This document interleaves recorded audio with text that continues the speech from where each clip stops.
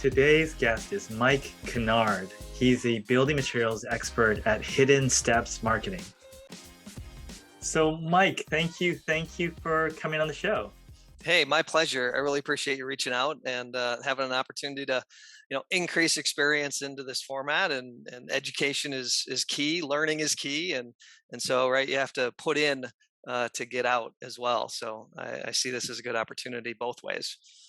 Absolutely, and I think I saw your engagement with I think one of our past guests, Beth, and I looked at your profile and I noticed you have a bunch of experience in the building materials side, some on the paint or the coating side as well. Yeah. And I thought it'd be fun. I mean, I spent a lot of time launching different products. Not as many on the building materials side, but it was, my thought was that, hey, look, there's a lot to navigate here. You've probably seen a lot, and this would be fun. So that was my thought. Yeah. Well, it's awesome. Look forward to getting into it here. Yeah. So, I mean, initially you kind of started in like, sort of at the store level at Sherwin-Williams. Did you kind of just fall into that, or was there sort of a family background or something? I had actually painted a lot. I mean, I painted my aunt and uncles inside of their house when I was like 15. I remember riding my bike over to it, and I think that was they kept on adding rooms, and I think it was $200 maybe to basically paint half the inside of their house.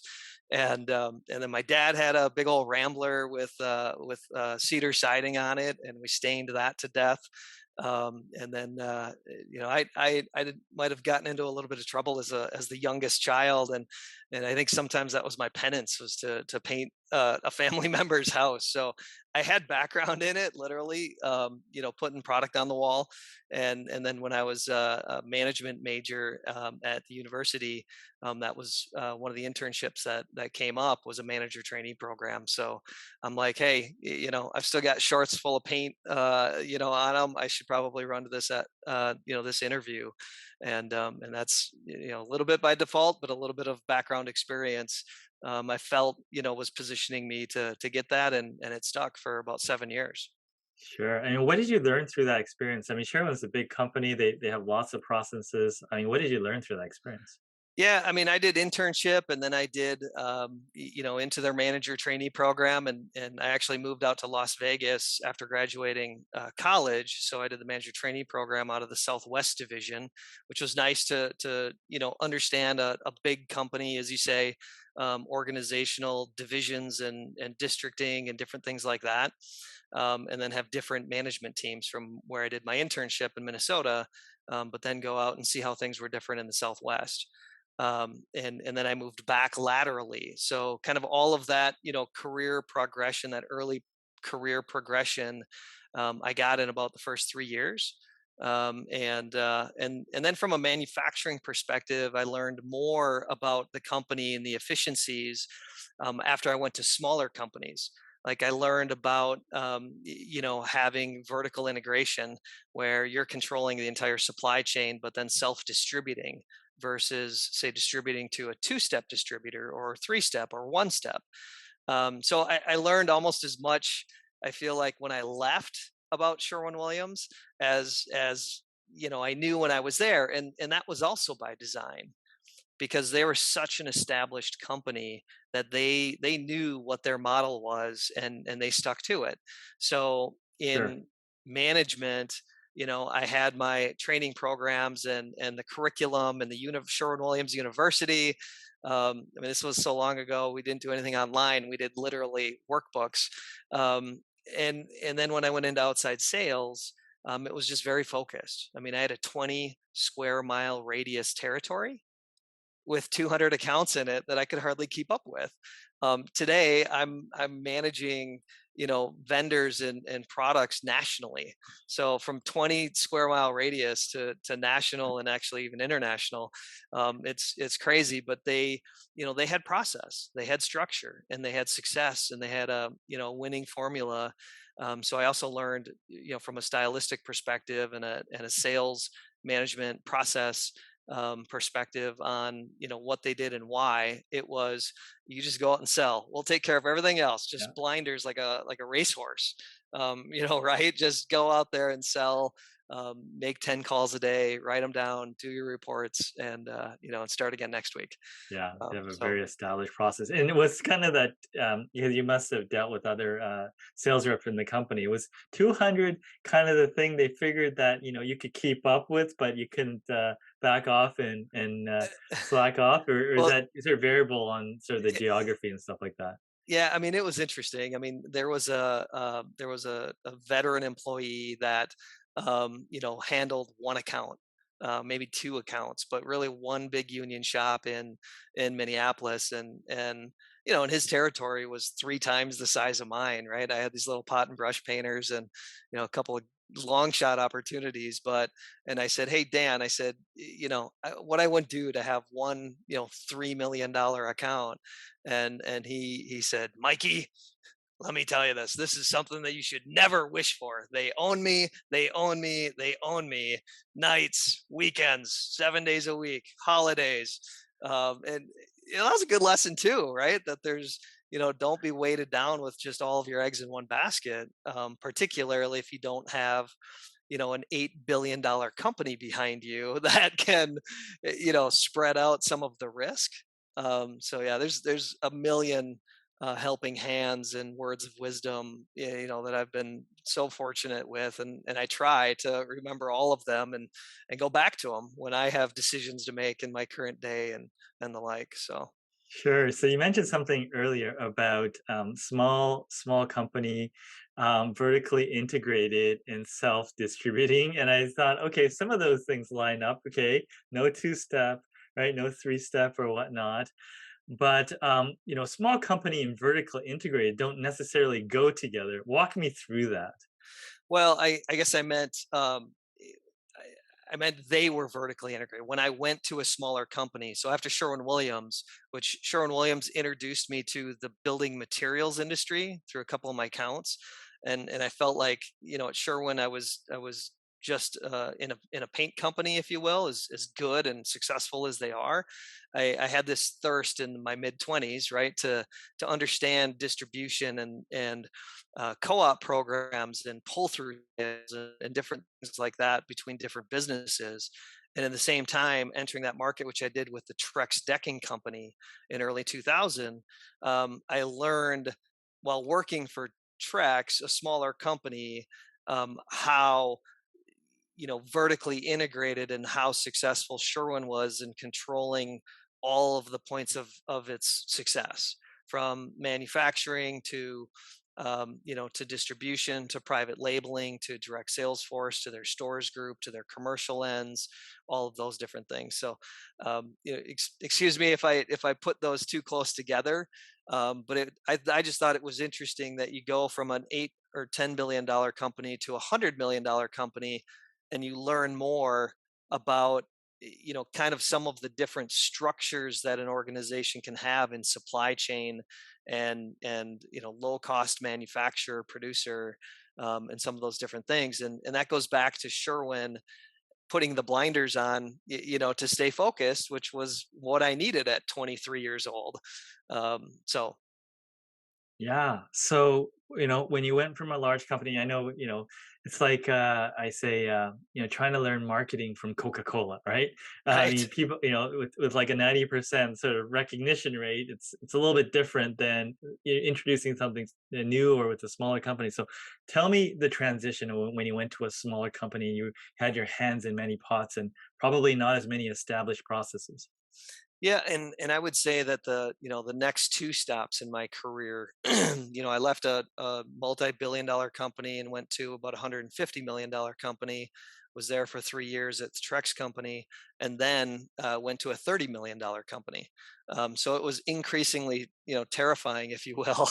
um, but it was based on so instead of, I would say, I went from having brand awareness at Sherwin Williams and not even knowing that there was not even knowing what the brand was doing for me on my everyday sales calls in my 20 square mile radius territory. How that was opening a door for me that I didn't even realize. It wasn't me. It was the logo of Sherwin-Williams that opened that door for me and got me the appointment. And then when I went to a smaller company, it's was actually an opportunity to help create the identity and the meaning of that brand, which is a total different experience, right? Because it, like you say with the Coca-Cola example, here it's it was impressed upon us as a culture that everything that we do, how we handle ourselves, how we go to market, the value promise that we're making, all of that is helping to identify this emerging brand that is doing well in its own rights in its infancy, and that was at the Trex company. But we got to influence it, if you will, and so that was a different experience, taking that to market and kind of guiding us, if you will. Sure. So besides obviously when you go from a 150 to 30, obviously, you know, people know you more at the $150 million company, but what else was different when you went to a $30 million company? Well, I mean, there was like 11 of us in the room. So, going all the way back, Sherwin Williams, we had a national sales meeting and they filled the Grand Ole Opry Hotel. And I think adjacent hotels, right? So, I mean, that's just thousands and thousands. And then you go to hundreds, and then you're going to, a couple of handfuls of people into the room. But one of the things, and I remember going to lunch, we were just coming back from lunch during my first week, um, with the vice president of sales and marketing, and I took a phone call from our marketing manager about exhibiting at the International Builder Show. And there was an idea popped up. It was going to cost X, and before he put his seatbelt on, he's like, "Do it, and actually do it times two." So it was putting, you know, again, this was 2004, so flat screen TVs, a 70-inch flat screen was not a, was probably $10,000 or something, but we were bringing, big video screens to show highlight reels of our projects, so the decision making was quick. Right, that was probably the biggest at that time I saw. In that moment, literally first week of training, and I'm like, wow, these guys are making really fast decisions, and that was different, faster than what I saw at the Trex company, who just had more people to go through and more insights to grab. Um, was probably a pivotal, um, impressionable, at least, right, note on my memory of that's a big change. As you get into a smaller organization, you can be faster. Yeah, absolutely. And then from there, I think you transitioned into a distribution company. Is that correct? Yeah, and I spent 15 years in product development, territory management, sales management, product development, with two manufacturers that went to market in a two-step distribution model. And so that wholesale, and there's a reasonable amount of the construction industry that doesn't understand that the majority of value add building materials, um, are going through a two-step process. And at Trex and at AZEC, and TimberTech, we had that two-step model. I felt like I knew them really, really well after 15 years, and had some amazing relationships, partnerships, successes, failures, recoveries, all of those things. But so it felt like a natural step to go to Wausau Supply Company and understand that. And I'll tell you, when you're sitting on the opposite side of the table, right, the negotiating table, if you will, and the partnership table, um, there's a lot hiding in the distribution world that the manufacturer doesn't see, and you don't know what that really is until you own $100 million P&L, that and have you and your sales team loading trucks at 10 o'clock at night, because there's 1% unemployment 6 years ago, and now it feels like we're back to that. You don't know until you know. And so Yeah. that was a pivotal move for the business that I run today and started 2 years ago.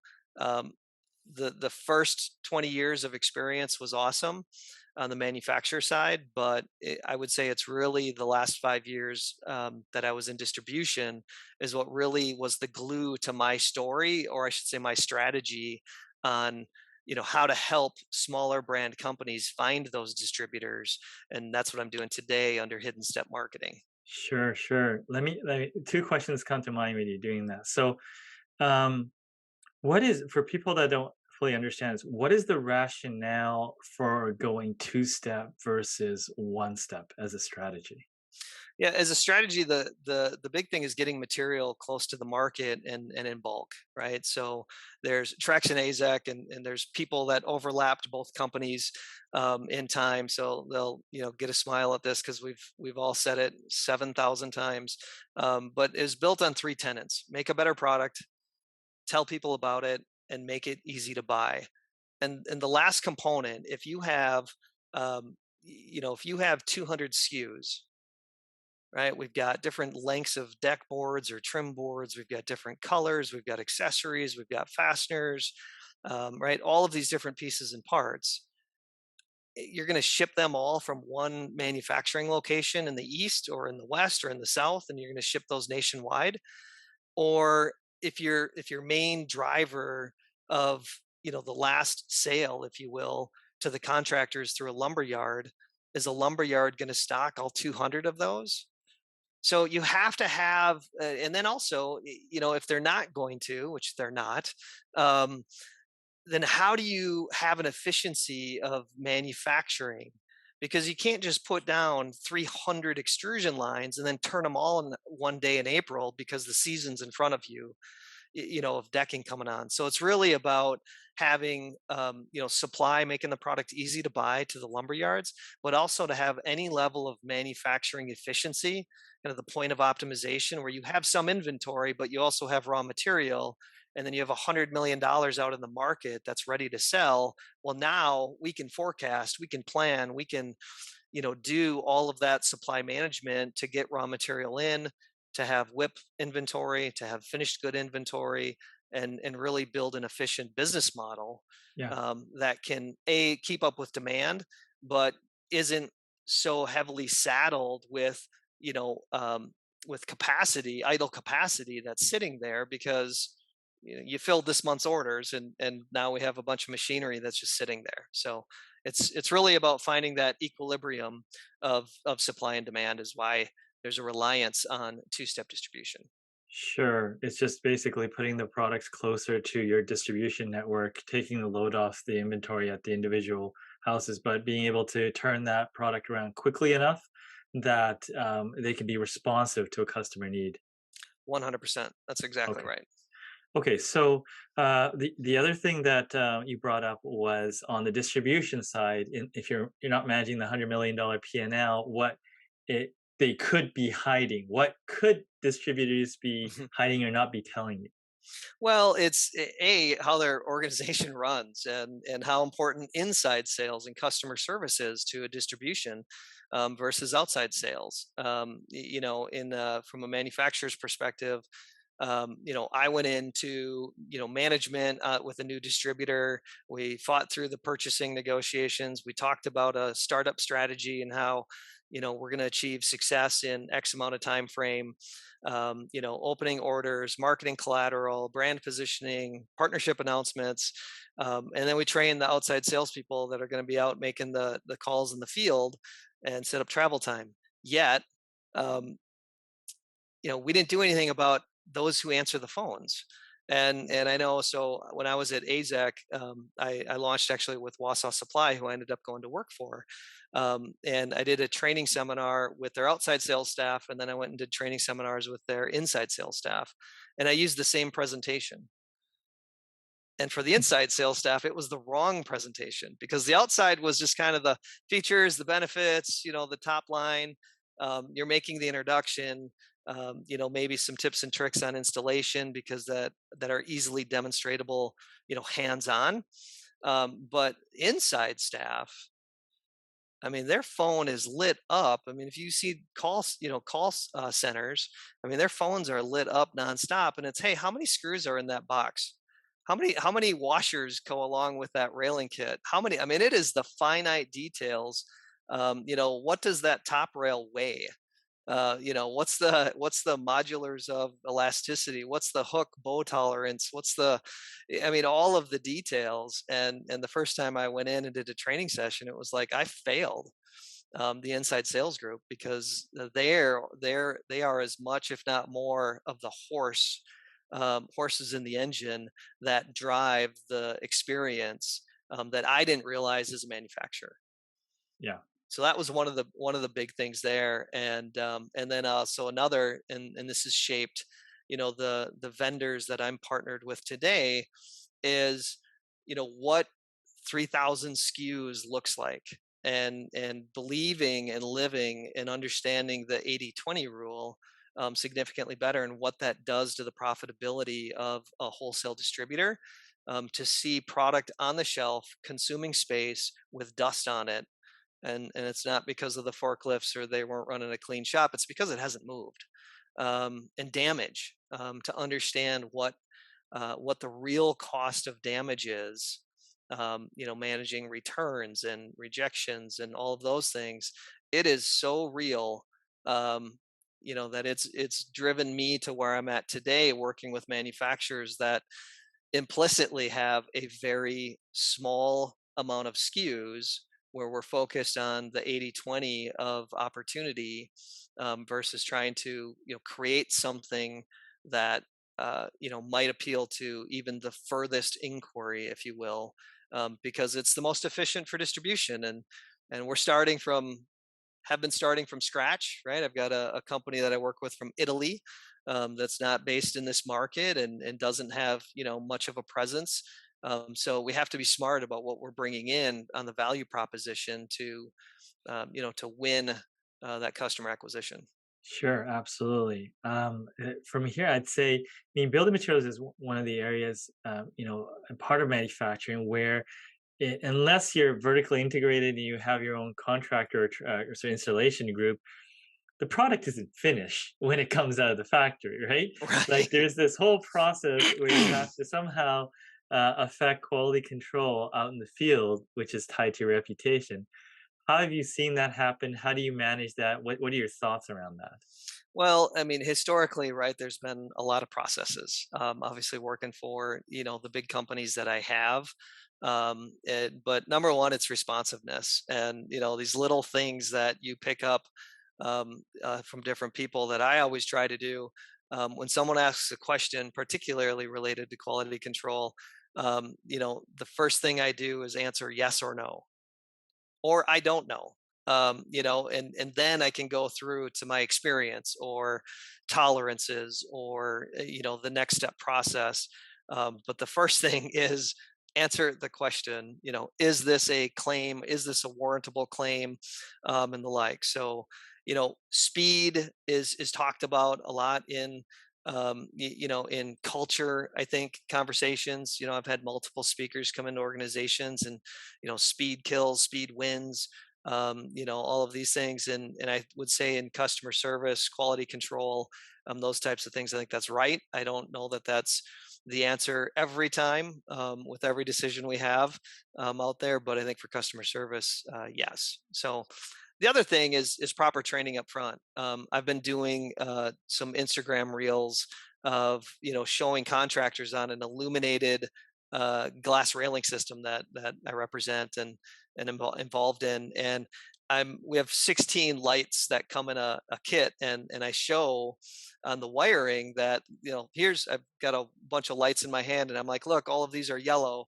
And I said, the reason that we're doing this test is because we're looking for something that looks like this.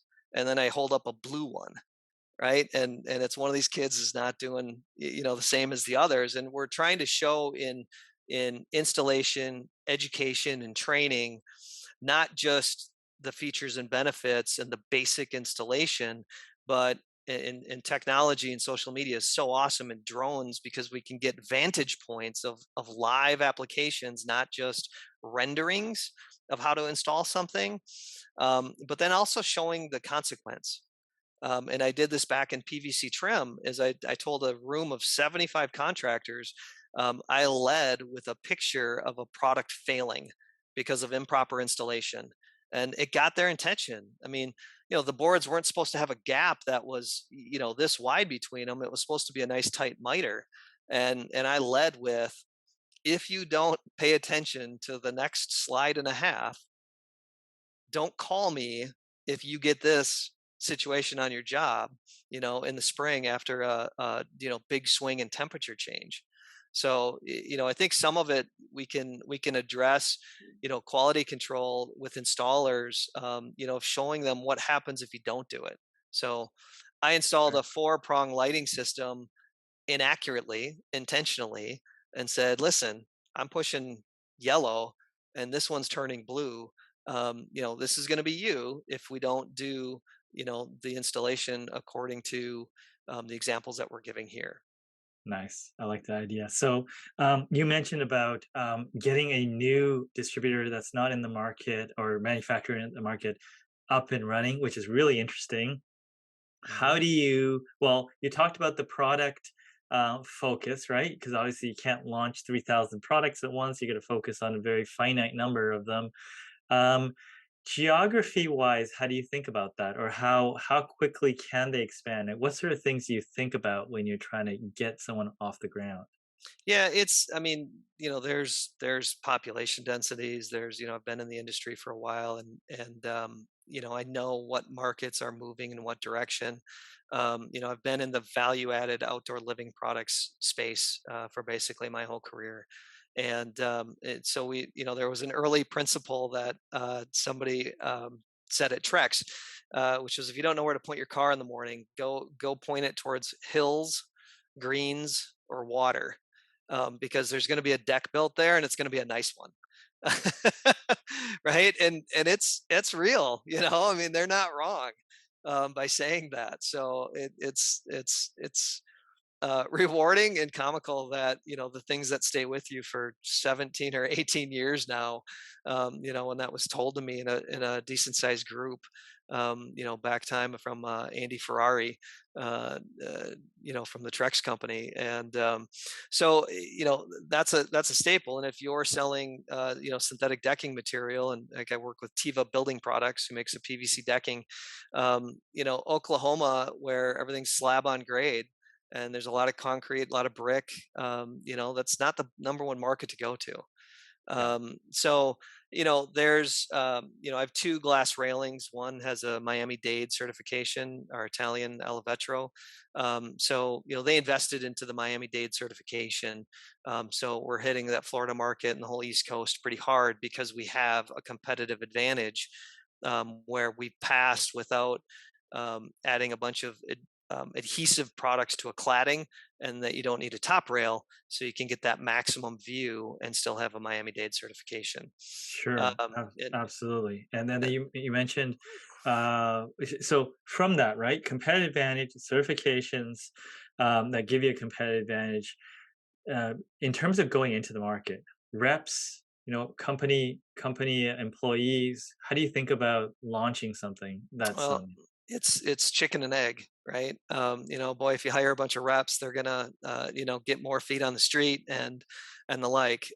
So some of it I launched with a distributor with one of my products, Spartan Railing, in the Chicago market, and they had a preferred. They said, "Listen, we're interested in stocking and inventorying your product, but we're concerned with there's not enough of you, right? And we know that you're setting up distribution in California and looking at the East Coast and the like. So we have a rep group that is really an extension of us and works well in our system. So we're not saying you have to, but boy, we work really well with them, and they think you would represent your product equally well, and so that was an easy one, right? We just followed our customer, and I've been saying for a long time, if we can just treat our customers like customers and listen to them, we could be in a pretty good place.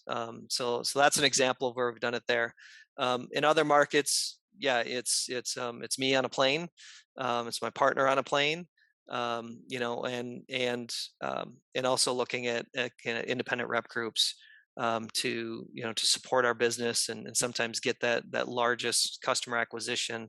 But a lot of it is really just driven from the head office here, finding the right partner that in the right geography, and then just grinding and going after it, continually.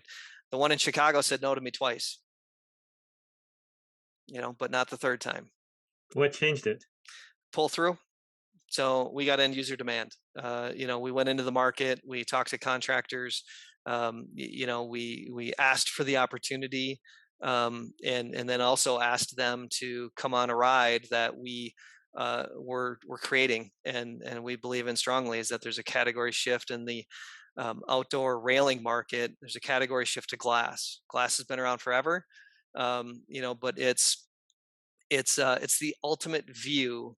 And I think the staycations and right, all kinds of new buzz things that have happened, that we've gone through in the last 2 years is put and there's always been a strong focus on home, as long as I've been in the industry, but I think it's even increasingly. And maybe the first half of my career the focus was on curb appeal, but I would say, and maybe I can coin something here.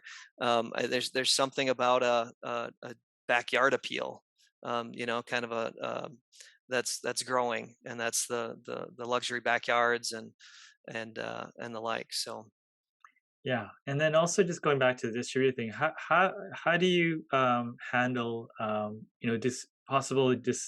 distributor exclusivities or other negotiations around price or rebates or whatnot? How do you sort of holistically, especially if you have something unique, how do you think about that?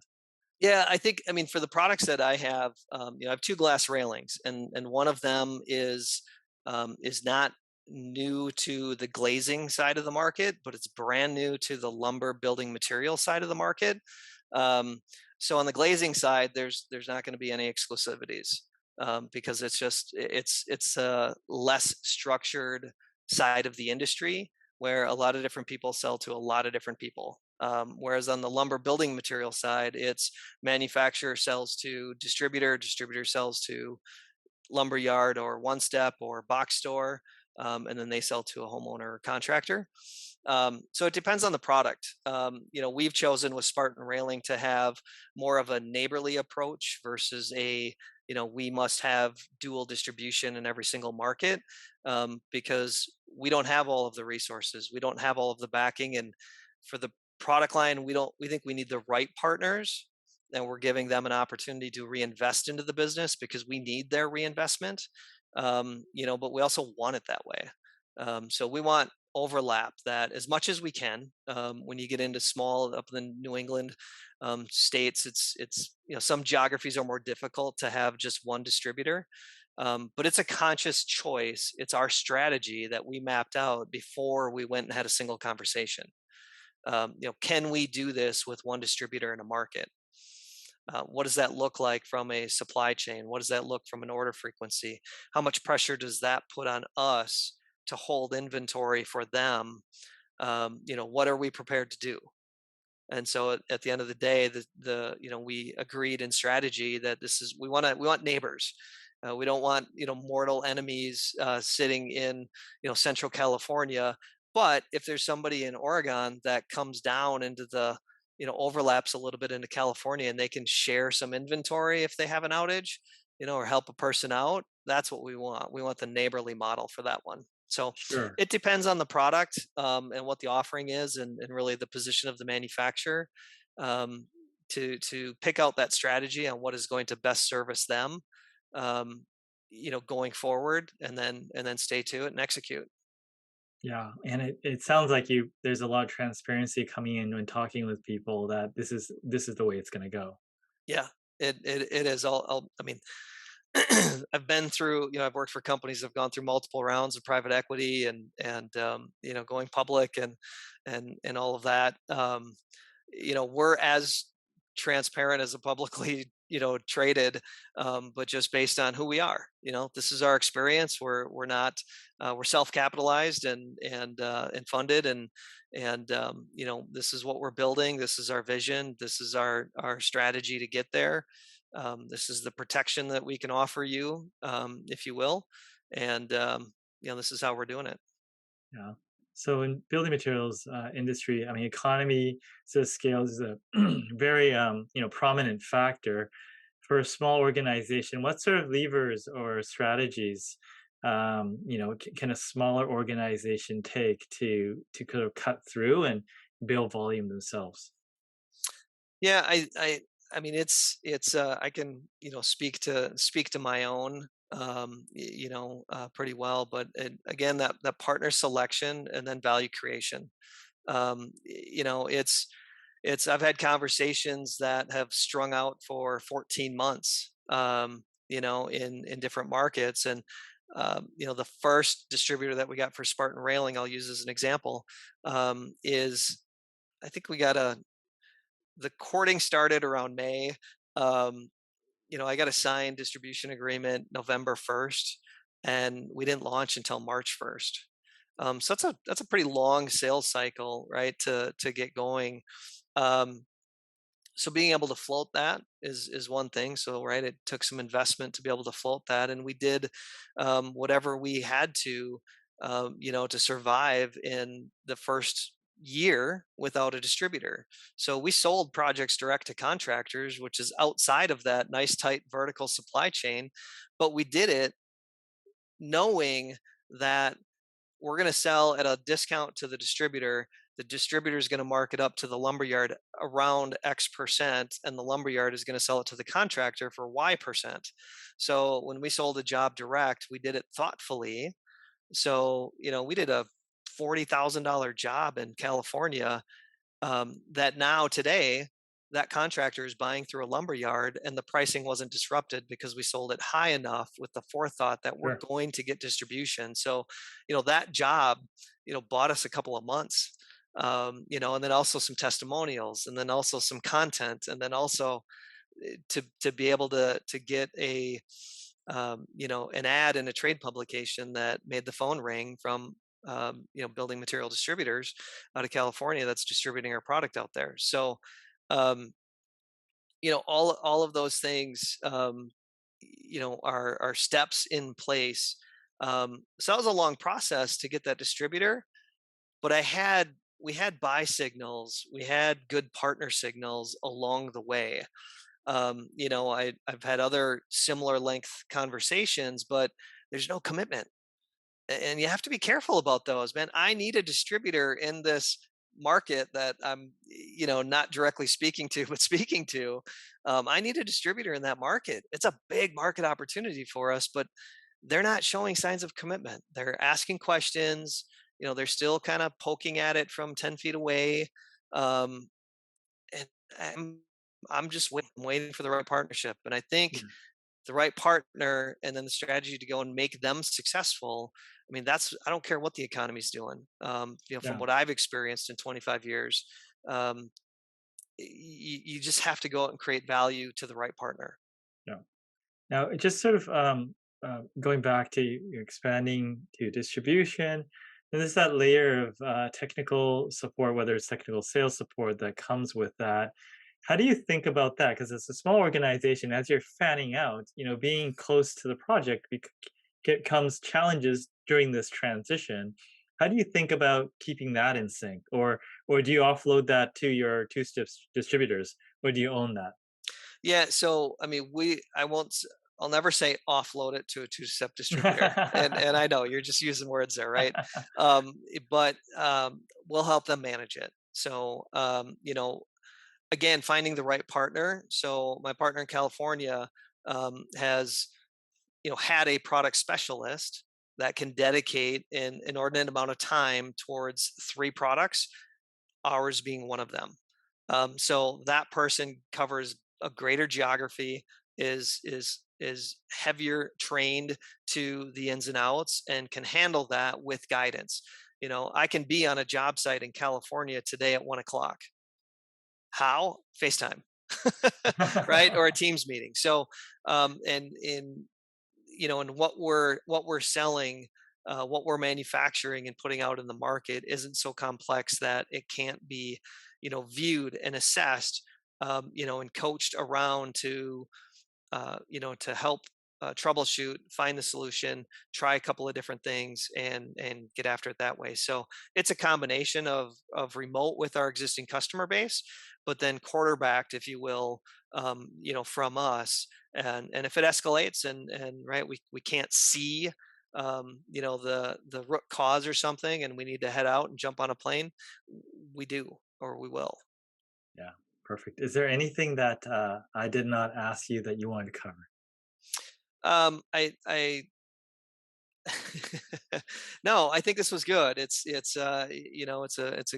I like your questioning, and I can see the thirst behind the question of, understanding that's the supporting side of the manufacturer, and how, particularly in technical applications, like, in my Sherwin-Williams days, and somebody's painted the outside of a water tower and it's peeling, right? You can't do that from a video call. So, I think maybe I'm fortunate that, the PVC decking and the glass rail systems, we can troubleshoot from distance. Yeah, it's definitely a factor for growth, and something that we're going to have to grow into. But I appreciate the questions on it, and the opportunity to share at least what we're doing. Awesome. Well, thanks for sharing, Mike. Awesome. I appreciate the opportunity, and wish you great success, continued success with everything that you're doing to share us entrepreneurs, with what we're doing, and hopefully we can help somebody else, and then make another connection as well.